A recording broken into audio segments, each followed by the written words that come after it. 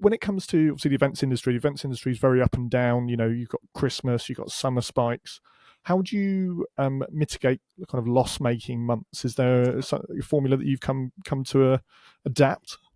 That is one of the things that I think I spent 5 years working on, which is, how do you get your massive peak months, which for us will always be May, June, July, November, December, and then you get your kind of months down here, which is kind of January, February, August, October, and actually that isn't great for business. When we own a couple of buildings here, and when banks look at us, they kind of want it to look more like that, more steady. But also, that isn't very good for team morale. You get absolutely exhausted here, and then you have no energy here because there's not much to do. And so it's not great for a variety of reasons. And so what we're trying to do is do this. And that is hard. And a part of me wants to say, well, there is clearly a natural incline, so therefore take it, low-hanging fruit kind of stuff. But actually, we've spent more attention for the kind of longevity and sustainability of our business, trying to get the lower months up. And actually, I'm trying to, that phrase I've said a few times now, that the industry is broad, I'm using that to my advantage. We historically don't really get involved in weddings, but actually when the corporate work is really, really quiet, August, for example, that's when the wedding season really kicks off. So we're trying to be a bit more intelligent about using the kind of broad industry to our advantage and find work. In August is another good month for things like shopping centres, and activations or product launches or whatever in those kind of places. So we've actually gone out and hunted for the first time for work in those lower months, because it does actually make the whole business run a bit more smoothly, to create this kind of steady flow. It will never, ever be flat. I recognize that, and I've learned to be okay with that. But if I can just slightly just reduce this, then that makes a huge difference to our business. Yeah, I mean, 100%. We, at the start of every year, we kind of map out and look at the previous year, and we kind of put on a graph. We put like January was here, February was here, March was there, and we look at the months that we were loss making and identify what markets could we potentially serve in that time. Because when you suddenly have a team of people that are used to, like you say, going out working 60-hour weeks, and suddenly you're like, right, we've got nothing for you really to do that you normally do. So we've got to create work for you in that time frame. So that also, like you said, saps morale, and people want to be out, having fun on these events and creating an amazing experience for clients. The other big thing we do is we do budget for it. So the business takes on enough work in particularly November and December that does actually pay for January, February, and March. And I've become a bit more okay with that now. And so January, February, March is just it's a bit like spring cleaning in your house. It's the time that every part of the business gets a bit of a makeover and a bit of love. And the things that didn't quite go right or that needed to be fixed in the peak month of Christmas can now finally be sorted. And so that does work for us. A lot of our team take a lot of holiday in January, February. This year, 12 of us went skiing for a week. We hit our targets just in 23, and that was the reward or the prize. Actually, what a great time to go skiing. The whole company closed for a week, which never happens really. We had one person answering phones here, but we weren't really taking much work on. And that is, I try to use these things to my advantage where I can, but at the same time, I recognize it would still create a better business if we were slightly flatter. Yeah, I mean, the ski trip, I've seen your video online. If anyone's listening and goes onto Clownfish Events YouTube channel, you have to check it out. But the incentive side of things, is that, so how do you motivate the team? Is it an incentive for the whole company? And then if you hit that target that they all go, or is it done at a kind of departmental level?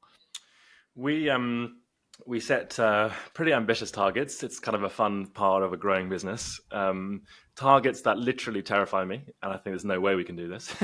But then slowly, me and some of the senior team, we used to start to break down the end point. And okay, well, what would have to happen in order for that target to be met? And how could that look? Who do we need to hire? What skills do we not have? Actually, how much sales do we need to be generating in January, in June? And once that's broken down, we're really transparent. Every single full-timer in the team knows pretty much everything about the business. You asked about how do you motivate. For me, the answer has always been context, as in show them context, be open. It's not just me doing this; it's all of us doing this. I don't like the idea. I own 80% of the business. I don't particularly love the idea that if the business does really well, that's fantastic for me. This kind of shareholder extreme valuation thing, I don't love. I'd rather share that. And so the whole company went to Whitney in Oxfordshire, not a million miles from you, Up the road. in August time. Hired a big house, and we do it every year. It's called CAC, Clownfish Annual Conference, and it's 3 days. And it's probably the highlight of my year, both personally and professionally.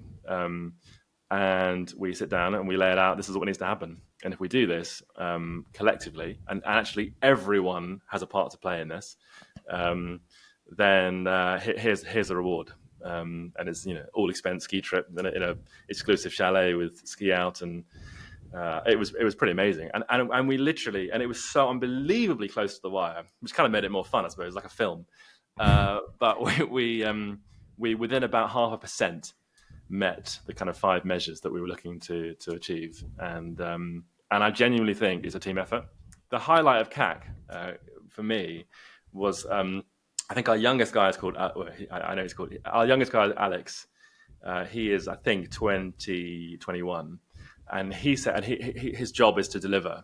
So he delivers events, and he put his hand up for a question and said, "How can I directly contribute towards what are a lot of kind of numerical or financial targets? How can I be involved?" And I said, "Stop! That's the best question of the whole weekend. This is amazing." And actually, one of the things I think we try to preach is that everyone is in sales. We're all we're all on LinkedIn. We all go to events. We all go to networking things. We just did a couple of exhibitions and trade shows this year. We're out and about people. Actually, it is your job, if a conversation comes up, to get a phone number, get an email address, talk about the brand, and everyone's involved. And we actually tried to track and measure that, which we did. And everyone was targeted to write 1 post on LinkedIn every month, from junior to senior. Everyone was targeted to go out and make 2 or 3 connections each month on events or in their own lives. We drew up this big kind of super juicer thing, and the concept was, we need to keep feeding in the super juicer for juice to come out the other end, and the juice being the leads or the sales. And here are the things that we need to feed the juicer. And I'll give you a couple of examples. There are more as well. So that's how I've tried to get everyone involved. And yeah, I think context is the most important thing. I absolutely love that. I mean, it's the epitome of one team, one dream, isn't it? You're all working towards that end goal. You've identified it. You shared it with everyone. And sharing is probably one of the most important things that you can do with the team, because, like you said, otherwise you get that perception of the company needs to do well for me to do well. We're obsessed with data. Interestingly, I'm actually not. That's not really my brain. But I have a lot of people here that are kind of the new generation, the kind of 22 to 26-year-olds, the kind of postgraduate degrees who are obsessed with tracking, measuring data. It's that phrase, what gets measured gets improved. And so we have screens like all over the business. It looks like Wall Street upstairs. It's unbelievable. We've just installed this 4-meter video wall, and it is saying everything from the weekly sales, the monthly sales, where we were this time last year. Every single month is laid out on that screen. How many bookings we've taken in this month, what sales have been signed. Every time a contract gets signed digitally, all the screens in the building do a little clap, applause thing, and it comes up with the salesperson. They've won, well done, congratulations, and the value. And, a couple of my kind of acquaintances or friends have come in and said, "Oh, do you really want to show that stuff to everyone?" Because the problem with showing numbers is they start doing their own maths, and they might start to think, well, hold on a second, Matt's making, and all this sort of stuff. And I think my response is, well, to be honest, if they were thinking like that, that's kind of good. That's kind of entrepreneurial. That's one of our values here. But actually, if I'm really open and honest about everything, then I think we'll all move together better towards our ultimate goal than actually hiding things. People will do their own maths either way, whether I hide it or not. And so, every full-timer here has, I hope, the privilege of knowing I'm everything about the business. And for me, it's been one of the biggest things that's made the biggest difference. I speak a bit on, I worry sometimes that companies in this kind of modern era are really set up to maximize shareholder value at the expense of human or employee flourishment. Everything is really about the bottom line and ultimately shareholder value. But again, at the expense of the draining of the team. And profit has become this kind of uncool word now. It's kind of dirty, and maybe the big oil companies haven't helped with that, or perhaps some of the big tax dodgers in the world. And I kind of try to say, well, actually, profit is really important, because with that is really the only measure or only way we can actually build and grow sustainably this business, which keeps our jobs safer, but it also allows us to hire more people and bring more people into this fold. So that is important. But I believe we can do that at the same time as creating a beautiful business that allows people to reach their potential. I love the idea that someone that comes into this door for the first time, into our building and into our business, by the time they leave, eventually, whenever that is, they have become the best version of themselves in a work sense. And I try to practice what I preach. I think a lot of businesses say these days it's very modern to say. The line I hear parroted is, our staff are our greatest asset. To which I always want to say, well, just give me one way that proves that. Give me one way in which you demonstrate that in your actual actions. And if you surveyed that team more often than not, that's not how they feel. And so, things like taking everyone skiing. We all went to the theatre last Friday afternoon. We do so much social fun stuff. Things like the annual retreat we do every year. I think we're a really generous employer. All of that is trying to put my money where my mouth is, and give the best to people. But at the same time, as also being commercial. I think you can do both. I don't think it needs to be either or anymore.